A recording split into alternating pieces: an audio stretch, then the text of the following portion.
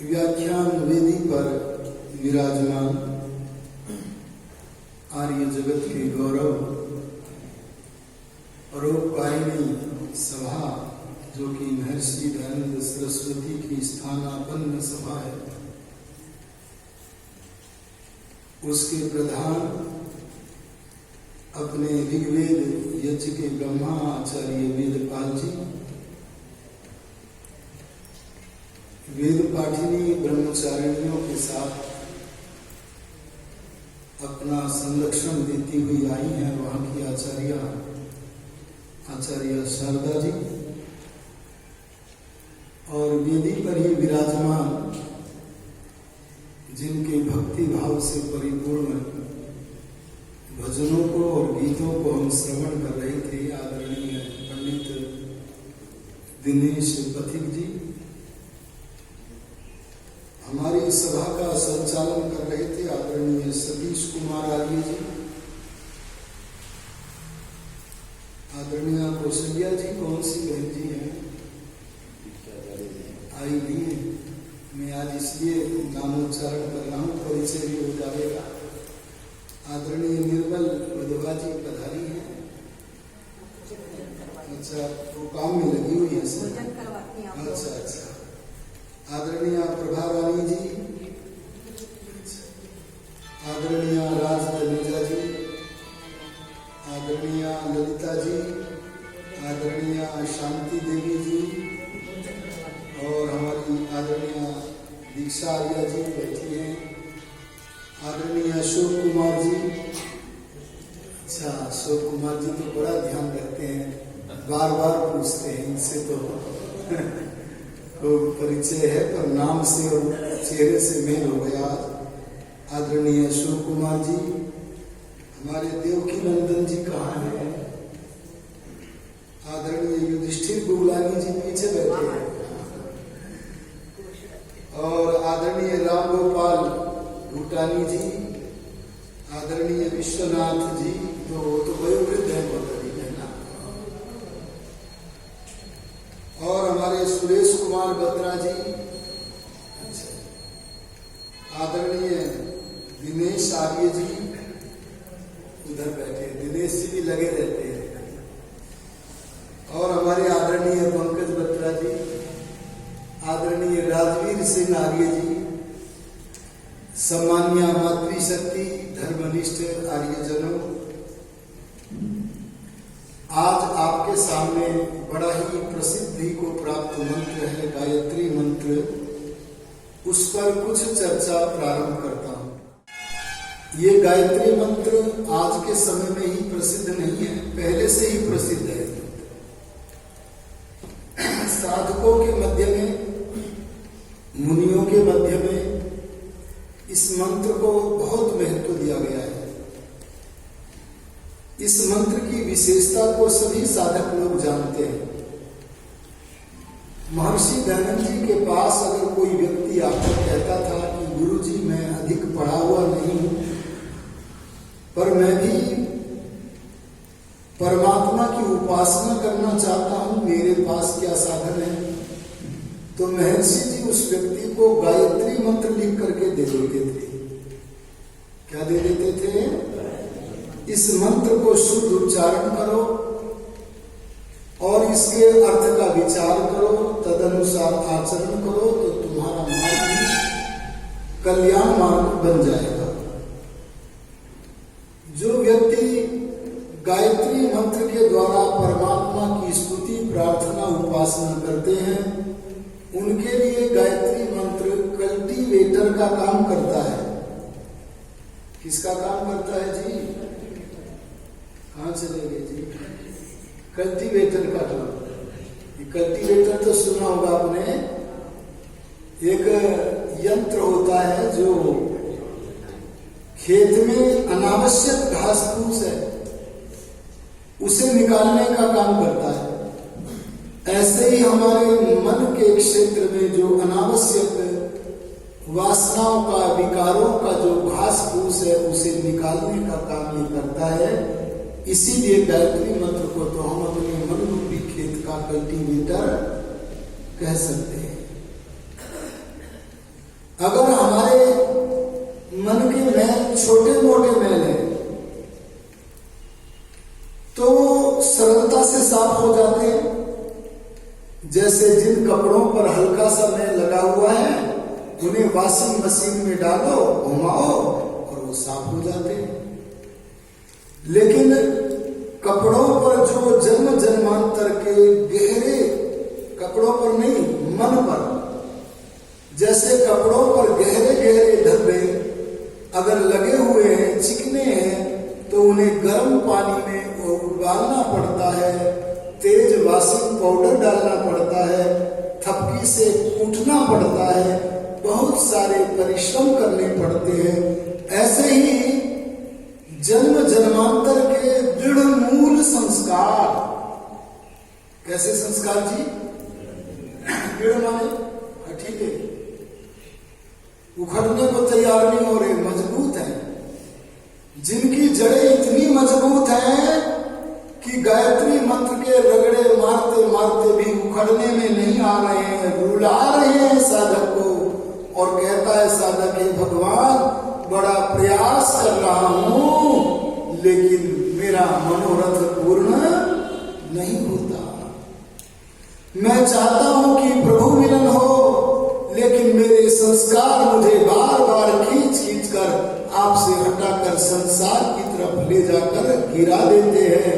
हे भगवान, इन दृढ़ मूल संस्कारों को हटाओ, उसी की शरण में जाते हैं। इस गायत्री मंत्र की बड़ी महत्ता है, कुछ मैं नामों के आधार पर बताऊंगा। पहले इस मंत्र का नाम है गायत्री मंत्र। क्या नाम है? इसलिए नाम है यह छंद के आधार पर। इस मंत्र का छंद है निचृद गायत्री छंद, इसलिए छंद के आधार पर इस मंत्र का नाम क्या प्रसिद्ध हो गया? गायत्री मंत्र। इस मंत्र के और भी नाम है। एक नाम है इस मंत्र का गुरु मंत्र। क्या नाम है जी? आप लोगों ने गुरु मंत्र, अब तो थोड़ी सी बहनें बैठी, नहीं तो बहुत सारी होती तो उन्होंने न जाने कहां कहां से गुरु मंत्र लिया हुआ होता। लेकिन इस मंत्र का नाम है गुरु मंत्र। इसे गुरु मंत्र क्यों कहते हैं? इसे गुरु मंत्र इसलिए कहते हैं कि जिस समय बालक पाठशाला में पढ़ने चला जाता है और गुरुकुल में रहते रहते कुछ समय व्यतीत हो जाता है, वहां के अनुशासन में रहने लगता है, तब आचार्य कहते हैं अब मैं तुम्हें उपनयन करूंगा, अपने समीप लाता हूं। और जिस दिन उपनयन करता है आचार्य विद्यार्थी का, उसी दिन एक संस्कार और होता है, और वो संस्कार सबका नहीं हो पाता। वो संस्कार तो केवल भाग्यशाली लोगों का होता है। किन लोगों का होता है बोलो जी? हाँ, जन्म जन्मांतर के कर्म इकट्ठे हो गए तो सौभाग्य बन गया, बस उन्हीं का होता है वो संस्कार। उस संस्कार का नाम है वेदारंभ संस्कार। बोलो क्या है? एक पीछे का समय आया तब रिजर्वेशन शुरू हो गया। क्या शुरू हो गया? रिजर्वेशन, आरक्षण शुरू हो गया। क्या हुआ? वेदारंभ सबका नहीं हो सकता। वेदारंभ किसे कहते हैं? जिस समय कोई वेदांगों को पढ़ने का व्रत लेता है। किसे पढ़ने का? वेद वेदांग आदि शास्त्रों को पढ़ने का व्रत लेता है। इस व्रत लेने का नाम, इस संकल्प का नाम बोलो क्या है? वेदारंभ संस्कार। पर ऋषि ध्यान के आने से पहले अधिकतर लोग वेदारंभ करने के अधिकारी नहीं थे, उनसे अधिकार छीन लिया गया था। अधिकारी होते हुए भी अनधिकारी कर दिए गए थे। और ये हमारी बहनें है ना, ये तो टुक टुक देखती रहती थी बस। ये कल्पना नहीं कर सकती थी कि इनमें से कोई दीक्षा आचार्य बन जाएगी।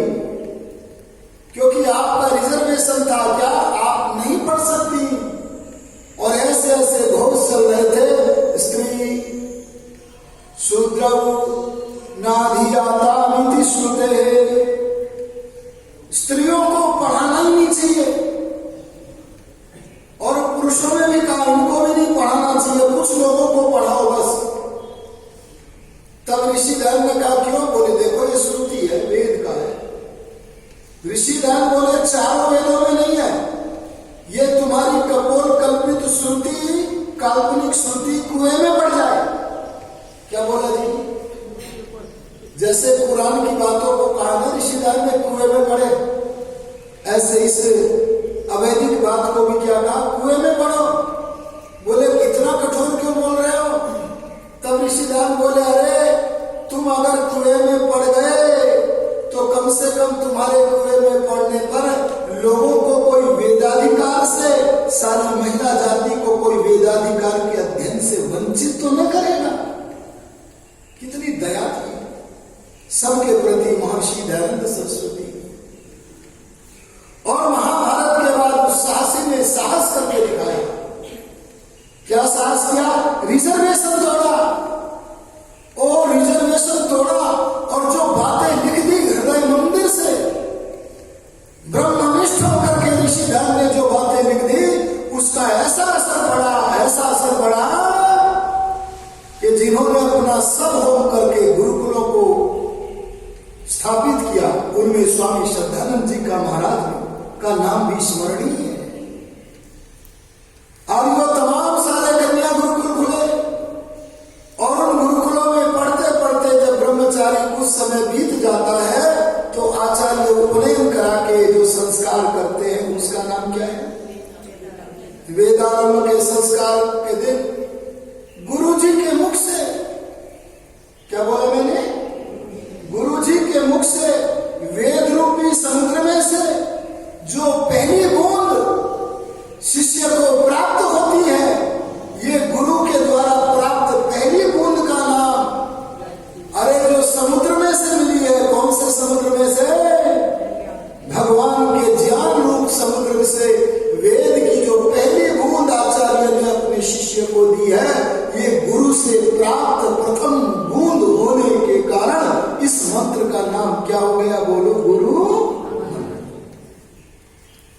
और वहां गुरुजी 3 काम करते हैं। गुरुजी पहला काम मंत्रोच्चारण को शुद्ध बोलने का अभ्यास कराएंगे।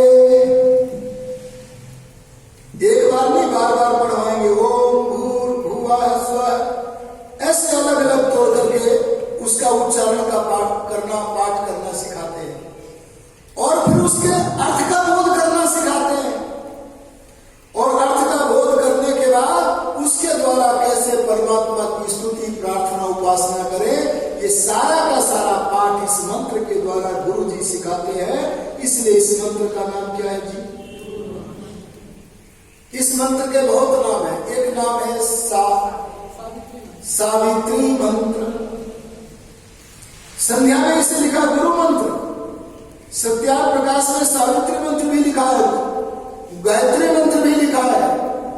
इसका नाम सावित्री मंत्र क्यों है?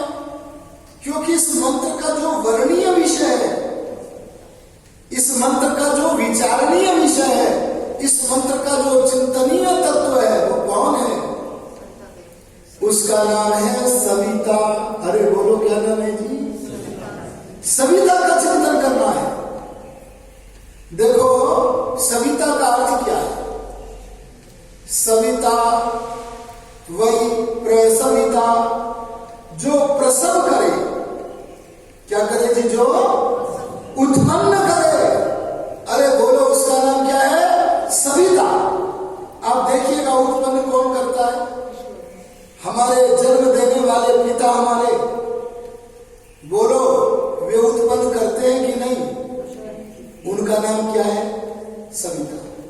अच्छा आचार्य विद्वान को उत्पन्न करता है कि नहीं? बोल दो। आचार्य का नाम सविता। अच्छा सूर्य के उदय होने पर सृष्टि के सारे कार्य उत्पन्न हो जाते हैं कि नहीं? विद्यार्थी पढ़ने लगते हैं, आचार्य पढ़ाने लगते हैं, व्यापारी व्यापार करने लगते हैं, किसान खेती का काम, सारे व्यापार उत्पन्न हो जाते हैं, जिसके कारण उस सूर्य का भी नाम बोलो क्या है जी? सविता। अनेक विशेषताओं के कारण और भी अनेक विशेषताओं के कारण उसका नाम क्या है? सविता। इस तरह से अनेक सविता है। वर भी बोलता है विवाह संस्कार में सविता ते हस्तमग्रभी। ये उत्पादक धर्म होने के कारण जहां जहां ये है वो क्या है? सविता। एक संस्था गायत्री मंत्र का प्रचार करती है और वह पाठ पढ़ाती है कि अपने सामने गुरुजी को समक्ष करके गायत्री का पाठ पढ़ो। गुरुजी न मिले तो चित्र रख लो और चित्र न मिले तो नारियल रख लो। अरे बोलो ठीक है कि नहीं?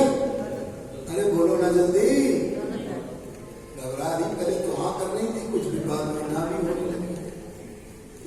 ध्यान देना, ये सारे के सारे पदार्थ माना की सविता है, लेकिन ब्रह्म यज्ञ में संध्या में परमात्मा का ही चिंतन करना होता है। इसलिए इस मंत्र में उस अवसर पर जो सविता तत्व है वो है सविताओं का भी सविता, सृष्टिकर्ता परम पिता परमात्मा, जगत उत्पादक परमात्मा। इसलिए इस मंत्र के द्वारा सारी सृष्टि को बनाने वाले परमात्मा का ध्यान करना होता है। इसलिए इसका नाम है सावित्री मंत्र। एक नाम और कहकर मैं आगे बढ़ता हूं। इस मंत्र का एक नाम है महामंत्र। बोलो जी क्या है? वैसे तो मंत्र सभी महान है, पर किसी को कोई वस्तु अति प्रिय लगने लगे तो उसे प्रिय बोलने लगता है। इसकी महत्ता का कारण क्या है जी? इसकी महत्ता के बड़े कारण है। एक उदाहरण देकर के मैं आगे बढ़ना चाहूंगा। पंजाब के जालंधर नगर के पास एक गांव में एक बच्चे का जन्म हुआ और दुर्भाग्य देखिए गजब हो गया। 5 साल की आयु में चेचक से आंखें। गजब हो गया कि नहीं हो गया? अरे सारा जीवन खराब हो गया कि नहीं हो गया? और कुछ समय के बाद माता पिता भी न रहे। अगर कोई सांसारिक आश्रय था तो उस बालक का केवल भैया और भाभी, लेकिन भैया भाभी को बोझ लगने लगा नेत्रहीन बालक और वे उसका तिरस्कार अपमान करने लगे। आहा, तब अपने भैया भाभी से तिरस्कृत हुआ बालक जालंधर के अपने गांव को छोड़कर चल पड़ा। भाई भगवान तो कभी शायद नहीं छोड़ता। आप अगर संसार से मित्रता करें, किसी व्यक्ति से मित्रता करें तो तब तक चलेगी जब तक दोनों के मित्रता के दरवाजे खुले हुए हैं। अगर दोनों में से एक भी मित्रता के दरवाजे कर दें बंद तो विवशतः दूसरे को भी अपने दरवाजे बंद कर लेने पड़ते हैं कि नहीं? लेकिन ध्यान देना, परमात्मा एक ऐसा है, परमात्मा ऐसा है कि मानव तू चाहे उसकी ओर न देखना पर वो तेरे लिए सदा कृपालु बना रहता है। जन्म जन्मांतर से भगवान के संस्कार लिए बालक पंजाब से चल पड़ा और चलते चलते हरिद्वार को पार करके पहुंच गया ऋषिकेश। और वहां खड़ा होकर के गंगा नदी के पानी में खड़ा होकर, नाभि तक पानी में खड़ा होकर लंबे समय तक गायत्री मंत्र का जप करता रहा, अनेक दिनों तक जप करता रहा। तब परमात्मा की कृपा ऐसी हुई, बुद्धि ऐसी तीक्ष्ण हुई। मैं किससे उपमा दे दूं, मुझे समझ में नहीं आ रहा है। और ये व्यक्ति आगे चल करके नेत्रहीन है, ये चमड़े की आंखों से कुछ नहीं दिख रहा है, भौतिक पदार्थ नहीं दिख रहे हैं, लेकिन इतना बड़ा आदमी बना कि एक दिन ये आर्य समाज के संस्थापक महर्षि दयानंद सरस्वती का भी गुरु बन गया। बोलो क्या नाम है उस देवता का? स्वामी विरजानंद सरस्वती। और जिस दिन स्वामी विरजानंद जी ने देह छोड़ा, यह समाचार जब दयानंद के कर्ण कुहरों में पहुंचा तो ऋषि दयानंद के मुख से सहसा एक वाक्य निकला था, आज सूर्य अस्त हो गया। काय का सूर्य? व्याकरण का सूर्य अस्त हो गया। और यो ध्यान देना, 3978 सूत्रों को याद कर लेना। सारा इतना ही नहीं, सारा का सारा व्याकरण है, उसको हस्तगत कर लेना। ये कोई साधारण बात बोल दो जी नहीं थी। बड़े स्वाभिमानी थे। मैं स्वामी विरजानंद जी के जीवन चरित्र पर प्रकाश डालने का अवसर नहीं देख रहा हूं। बड़ी प्रेरणा मिलती उस महात्मा के जीवन से। और भी बहुत सारे लोगों के उदाहरण हैं। आपने पुस्तक पढ़ी होगी महामंत्र, आनंद स्वामी जी की, वो भी अपनी उदाहरण दिया करते हैं। महात्मा प्रभु आश्रम जी के पढ़ लीजिएगा, बहुत सारे उदाहरण है। क्रांति ला दी इस छोटे से मंत्र ने लोगों के जीवन में। उस क्रांति लाने के हेतु से इस मंत्र का नाम क्या है? इसकी महत्ता का एक कारण यह भी है कि इसमें भगवान को प्राप्त करने के तीनों उपाय हैं। कितने उपाय हैं बोलो जी? पहला स्तुति, बोलो स्तुति है कि नहीं इसमें? गुण कीर्तन प्रभु का। ओम भुवः स्वः तत् सवितुर्वरेण्यम, ये क्या है? स्तुति। इसमें परमात्मा की उपासना भी है। उपासना क्या है? भर्गो देवस्य धीमहि। इसमें परमात्मा की प्रार्थना भी है। और प्रार्थना क्या है? धियो यो नः प्रचोदयात्। मैं आपसे निवेदन करना चाहूंगा, माला लेकर संख्याओं की गणना करके गायत्री मंत्र से उतना लाभ नहीं मिलेगा। अरे अगर पूरा लाभ लेना है ना, तो एक बार मंत्र पाठ करो, एक एक पद के अर्थ में गहराई में जाके गोता लगाओ। अगर एक बार भी गहराई में गोता लग गया तो 1 घंटे से भी ज्यादा समय लग जाएगा और आप गायत्री मंत्र की ही व्याख्या करते बोल दो जी रह जाओ। एक सात्विक सुख पैदा होने लगेगा मन में। कौन सा सुख है?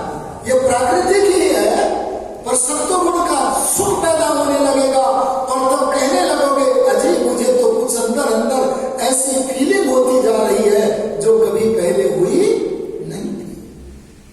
बहुत सारे लोगों का अनुभव आता है, हम तो बहुत दिनों से गायत्री मंत्र का जप कर रहे हैं, 40 साल हो गए।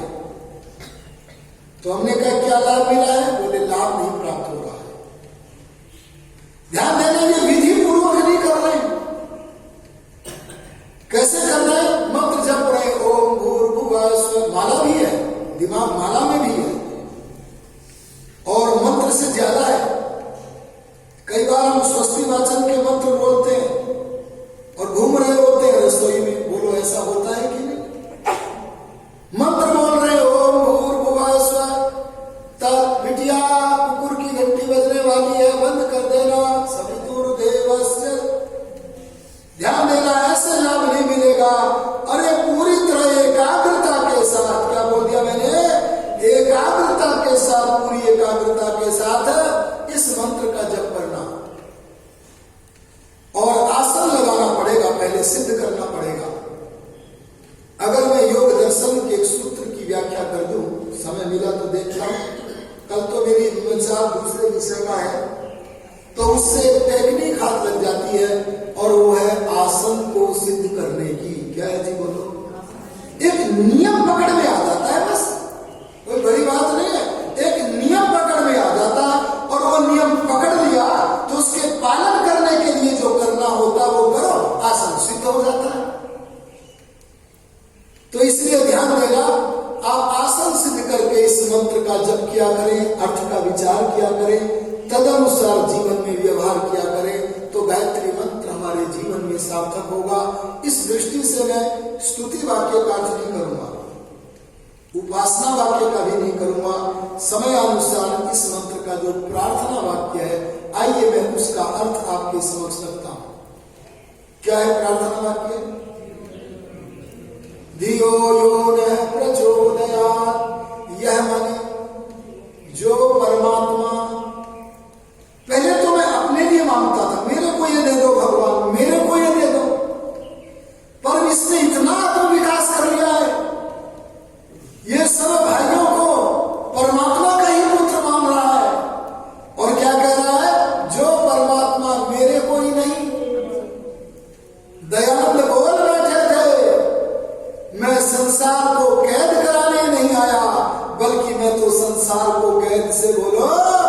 छुड़ाने आया हूं, मैं सबको मुक्ति की तरफ ले जाने आया हूं, ये भावना जीवन में उतर जाती है तो क्या कहता है, यह माने जो परमात्मा मेरी ही नहीं न हम सब उपासकों की धिया माने बुद्धियों को क्या करे, धियो यो प्रचोदयात्, वो परमात्मा हम सब करे अपने गुणों में, अपने कर्मों में, अपने स्वभाव में, शुद्धता में, उत्तम कर्मों में वो परमात्मा हमारी बुद्धि को लगावे। बोलो क्या करे जी, भक्त इसके द्वारा मांगता है, हे परमात्मा मेरी बुद्धि में रोशनी कर दो, मेरी बुद्धि में क्या कर दो, अपने ज्ञान की किरणों का छींटा दे दो। हे परमेश्वर अपने ज्ञान की छींटे से मुझे जगा दो, मेरा जागरण हो जाए। अच्छा बताइए बुद्धि किसे कहते हैं? मैं कल शाम की सभा में थोड़ा सा वर्णन करूंगा और आज प्रसंगवश कर रहा हूं। बुद्धि के लिए वेद में एक शब्द आया है प्रज्ञान। क्या है? आप मंत्र बोलते यत प्रज्ञानम। ऋषिधान प्रज्ञान का अर्थ करते हैं प्रकृष्टम ज्ञान स्वरूपम। मन के जिस कोने में, कोना तो सब जानते हैं ना, मन के जिस कोने में रोशनी ही रोशनी भरी हुई होती है, प्रकाश ही प्रकाश भरा होता है, उस प्रकाश स्वरूप परमात्मा के प्रकाश से युक्त मन का जो कोना है, अरे उस कोने का नाम क्या है? प्रज्ञान माने बोलो बुद्धि। तो मन का कोना ये तो वैसे ही प्रकाश स्वरूप है, पर हम फिर भी कह रहे हैं क्या कि हे परमात्मा मेरी बुद्धि को उज्जवल कर दो। इस भक्त से कोई पूछे अरे ये तो प्रकाश स्वरूप है ही, तो तू क्यों मांगता है कि मुझे ज्ञान की किरणें मिले? तब भगवान कैसे कहता उपासक है किताब तो सर्वज्ञ है, विद्वान से कहता मत पूछो मेरी बुद्धि की हालत। लोग मुझे डॉक्टर कहते हैं, वैज्ञानिक कहते हैं, लोग मुझे विद्वान कहते हैं, न जाने कैसी कैसी बड़ी बड़ी उपाधियों से समालंकृत करते हैं, लेकिन अपनी बुद्धि की दशा को मैं जानता हूं। हमने पूछा कैसी बुद्धि है? एक बार बार गायत्री का जप करने वाले बता दो तू तेरी कैसी बुद्धि है? तो कहता अगर पूछते हो तो सुनो मेरी बुद्धि ऐसी है, ध्यान दे के सुनना। मैं हम अपनी सबकी बुद्धियों की चर्चा करने जा रहा हूं। यद्यपि भगवान ने बुद्धि नाम का मन का पटल प्रकाश नहीं बनाया है, तथापि हमने इसमें एक इतनी गंदी चीज घुसा दी है। कैसी चीज घुसा दी है? ये हमने घुसाई है। उस गंदी वस्तु का नाम है तमोगुण। बोलो जी क्या है ये तमोगुण? क्या होता है? विचार शुद्ध हो जाए, आचरण शुद्ध हो जाए, अरे भोजन शुद्ध हो जाए, अगर ये अशुद्ध हो गए तो तन में मन शिव संकल्प मस्तु कितना भी बोल लेगा, उस मन में तमोगुण तो घुस गया, घुसाते जा रहे हैं, उस तमोगुण से पैदा हो जाती है वासनाएं। बोलो क्या होती है? कौन सी? काम वासना। अरे बोलो क्रोध वासना, लोभ वासना, मोह वासना। हे भगवान वासनाओं से आक्रांत हूं, ऐसी दलदल में फंसा हूं, जितना निकलने की कोशिश करता हूं, हाथ पैर मारता हूं, उतना ही होता, उतना न्यविशंत के भया मैं नीचे ही नीचे धंसता हुआ चला जाता हूं। बोलो ये स्थिति होती है कि नहीं? अरे बोल दो। तो भगवान से हाथ जोड़कर मांगता है, आंखों में आंसू भर के मांगता है कि हे भगवान मेरी बुद्धि को ठीक कर दो। आप कोई विद्वान से पूछे, कोई विद्वान को बताता है वो क्या कि मेरी बुद्धि ऐसी है जैसे अमावस्या की रात का अंधेरा। सुन लो उपमा जी, किससे उपमा दे रहा हूं? अमावस्या की रात के अंधेरे में कुछ आपको दिखता है क्या? अरे बोल दो, चांद तो है नहीं, कुछ नहीं दिख रहा है। और ध्यान देना, अगर देखने की कोशिश करोगे ना तो उल्टा दिखेगा। ऐसा भी होता है कि नहीं जी? कई बार हम अंधेरे में सांप को रस्सी समझ जाते हैं और बोलो रस्सी को सांप समझ लेते हैं। ऐसे कई बार दिखता नहीं और दिखता है तो उल्टा दिखता है। हे भगवान, ये उल्टा जो दिख रहा है इस अंधेरे को दूर कर दो, मेरी बुद्धि को ज्ञान की किरणों से बोलो उज्जवल कर दो। कैसी बुद्धि है तेरी बता? बोला कुछ भी नजर नहीं आता, जीवन का लक्ष्य ही नहीं नजर आता। मैं जिसके पास जाता हूं सांसारिक बातें करता हूं, सुनता हूं, लेकिन जीवन का लक्ष्य तो एक सेकंड को भी नहीं आता है। हे भगवान, बड़ी बुरी हालत है और इतनी खराब हालत है कि मेरे ऊपर मेरी मां की, मेरे पिता की, मेरे उपदेशकों की, मेरे आचार्यों की भी दाल, अरे बोलो दाल नहीं गलती है। बोलो होता है नहीं? और सच तो मैं कहूं तो ये कहूंगा कि मैं इतना काला हूं कि मेरे ऊपर भगवान की भी दाल नहीं गलती। क्या बोल दिया? कई बार कुछ सज्जन आते हैं, कहते हैं आचार्य जी आज हमारे घर पर भोजन है, एक पंथ दो काज कराएंगे। हमने पूछा दूसरा काज कौन सा भोजन के अतिरिक्त? बोले मेरे बेटे पर मेरी दाल नहीं गलती है। हो सकता आपकी बात को मान ले, आगे समाज में आने लगे। अरे ध्यान देना, इतिहास को उठा के देखना। अब याद करो जरा दुर्योधन को। दुर्योधन मूर्खता की विद्वान था। वो स्वयं कहता है जानामि धर्मम जानामि अधर्मम। मैं जानता हूं विदुर तू क्या उपदेश कर रहा है, लेकिन धर्म में मेरी प्रवृत्ति नहीं है। और बोलो धर्म से मेरा छुटकारा नहीं है। कितना उल्टा दिखता है। एक समय दुर्योधन को समझाने के लिए धरती का सबसे बड़ा उपदेशक गया था। क्या नाम था उस उपदेशक का? कृष्ण महाराज गए। कितना बड़ा उपदेशक गया। विदुर बोले तेरी दाल नहीं गलेगी, कितना भी बड़ा उपदेशक। कृष्ण बोले मुझे पता है बहुत काला है, दाल नहीं गलेगी। श्रद्धेय आचार्य पैरासाइट्स की बात कर रहे थे ना।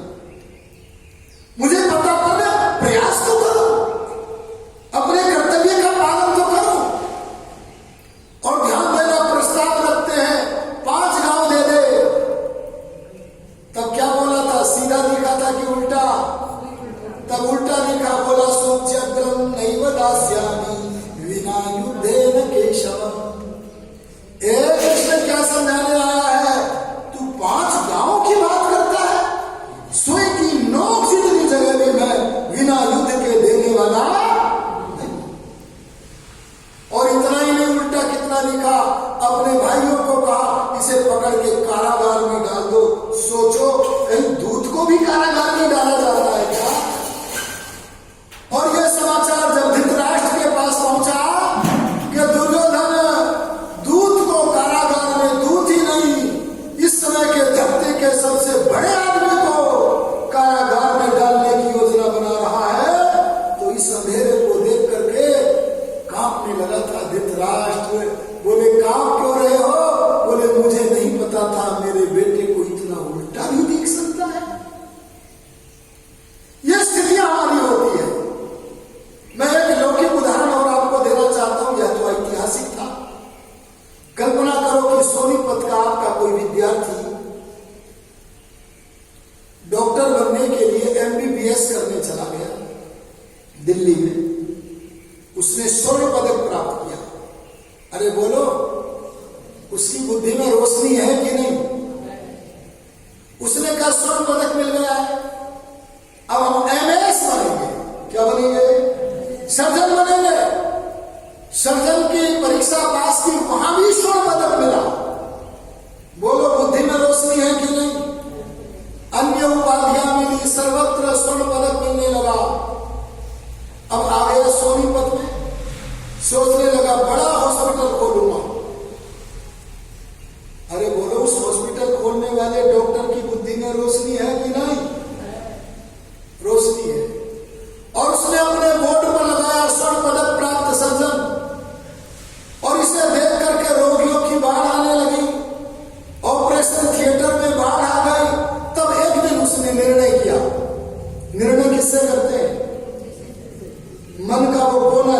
रोशनी भरी होती है, उसका नाम क्या है?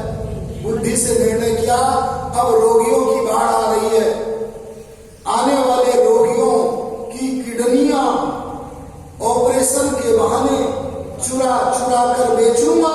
बोलो, इसमें रोशनी है कि नहीं? अभी तो थी थोड़ी देर पहले। उल्टा देख रहा है। अरे कहां तो भगवान ने मौका दिया था सेवा करने का, और कहां उल्टा काम करने लगा। ध्यान देना, पिछले कर्मों का फल तो भोगेगा, लेकिन भगवान की व्यवस्था महान है। डरो, वह बड़ा जबरदस्त है, अपना कर्म फल भोगना पड़ेगा। ऐसी अवस्था जब हमारी होती है तो हम कहते हैं, भगवान बचाओ, मेरी बुद्धि में ज्ञान की किरणें करो। भोजन पवित्र करना पड़ेगा, आचार विचार पवित्र करना पड़ेगा, ईश्वर का भजन करना पड़ेगा, तब तमोगुण छिन्न भिन्न होगा। क्या छिन्न भिन्न होगा?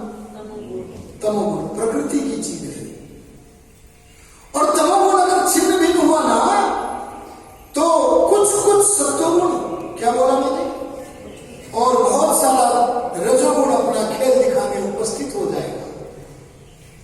थोड़ा थोड़ा क्या आएगा जी? सत्वगुण, और बहुत सारा कौन आएगा? खेल दिखाने आएगा।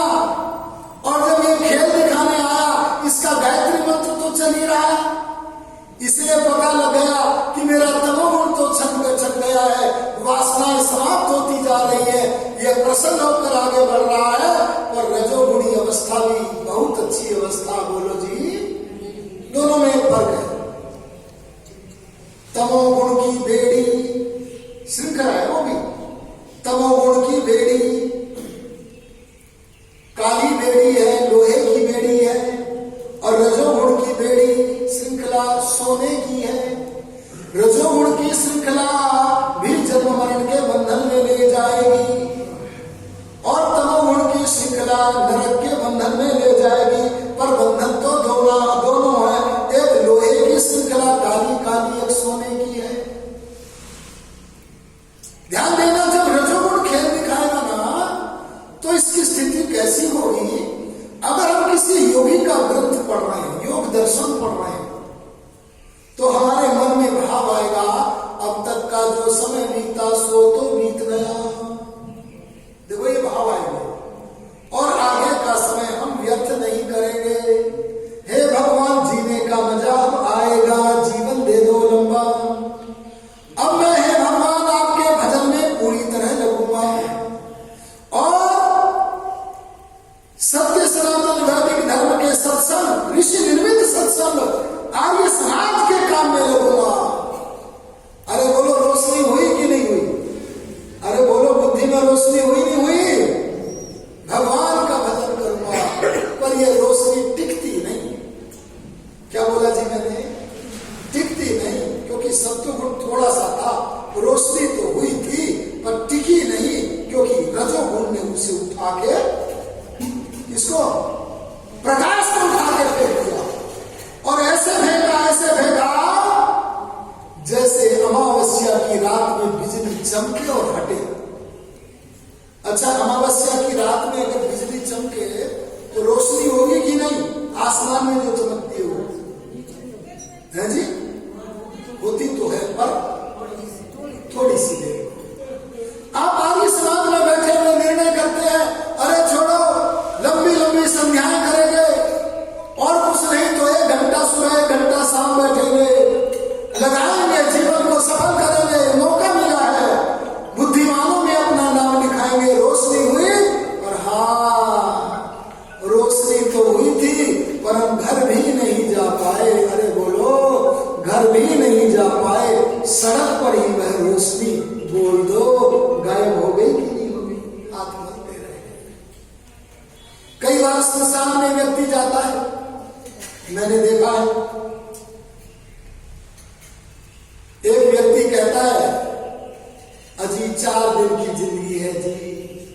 रोशनी, थोड़ा सत्वगुण पैदा हो गया किन्हीं कारणों से, अब तक तो बहुत राग द्वेष किए हैं, पर अब छोड़ते हैं, श्मशान में ही छोड़ के जाते हैं।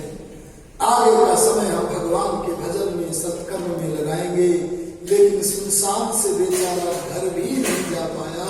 अरे बोलो, रजोगुण ने वह उठा के फेंक दिया कि नहीं? प्रकाश तो हुआ था, पर ऐसा जैसे आकाश में बिजली चमकी और हटी, चमकी और हटी, चमके, एक बार और चमके तो लेके, एक बार और चमके तो लेके, देख रहे हैं पर स्थायी प्रकाश प्राप्त नहीं हो पा रहा है। तब भक्त कहता, भगवान ऐसे काम नहीं चलता मेरा, मैं तो उठता हूँ गिरता हूँ, उठता हूँ गिरता हूँ, मुझे तो स्थायी प्रकाश चाहिए। अरे बोलो कैसा नहीं, ये स्थायी प्रकाश की कामना करता हुआ लगा हुआ है भक्त।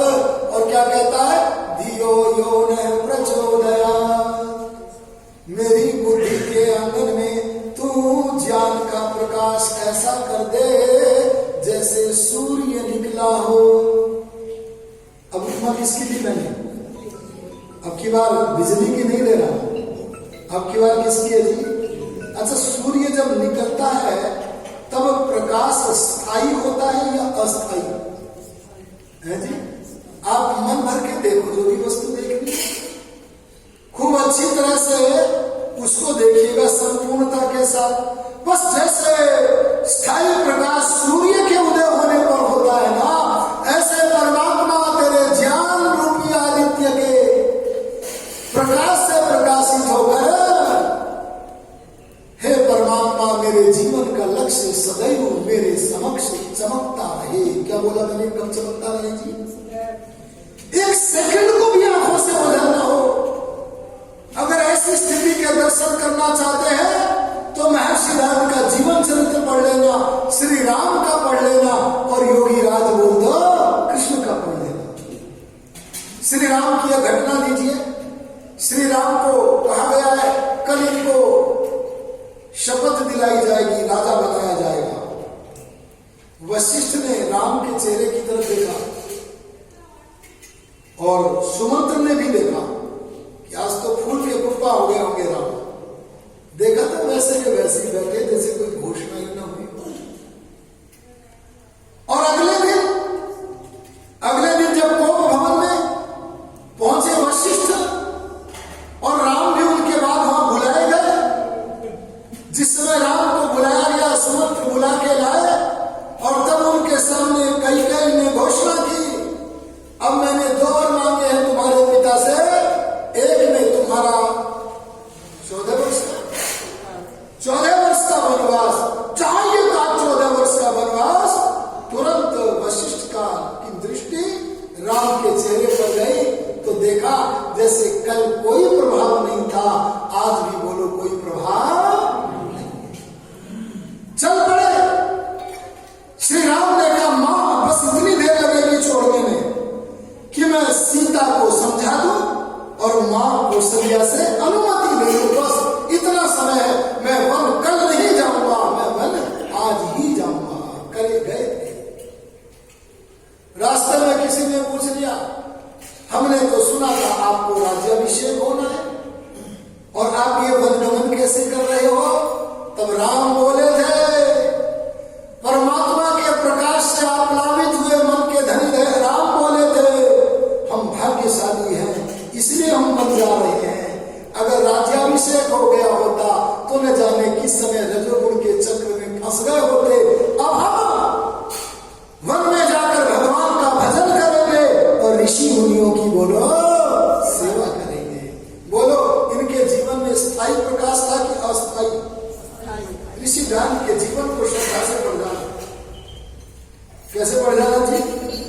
ऋषि दयानंद पिछले जन्मों से प्रकाश प्राप्त करके आए थे, इसीलिए उनका जीवन ऐसा था कि परमात्मा के गुणों से प्रकाशित था, उसके ज्ञान से प्रकाशित था। आओ हम भी गायत्री मंत्र के द्वारा इस ओर बढ़ने का प्रयत्न करें। इन्हीं शब्दों के साथ वाणी को विराम देता हुआ एक सूचना देना चाहूंगा कि हम बिजनौर से जो स्वाध्याय की त्रैमासिक पत्रिका सारे देश में प्रेषित करते हैं, उसे बड़ी तैयारी के साथ प्रत्येक अंक हम निकालते हैं। प्रत्येक अंक ही नहीं, प्रत्येक लेख ही नहीं, एक एक पंक्ति आपके पुस्तकालय की सामग्री बनने के योग्य होती है। आपके मन में अगर कोई जिज्ञासा हो, उसे भी आप हमारे समक्ष भेज सकते हैं उसे आपके नाम से लिखकर हम उसका समाधान भी जिज्ञासा समाधान स्तंभ में दिया करते हैं। आशा है कि आप 120 रुपए के सहयोग से वार्षिक पाठक बनेंगे। इसी सूचना और वक्तव्य के साथ अपनी वाणी को विराम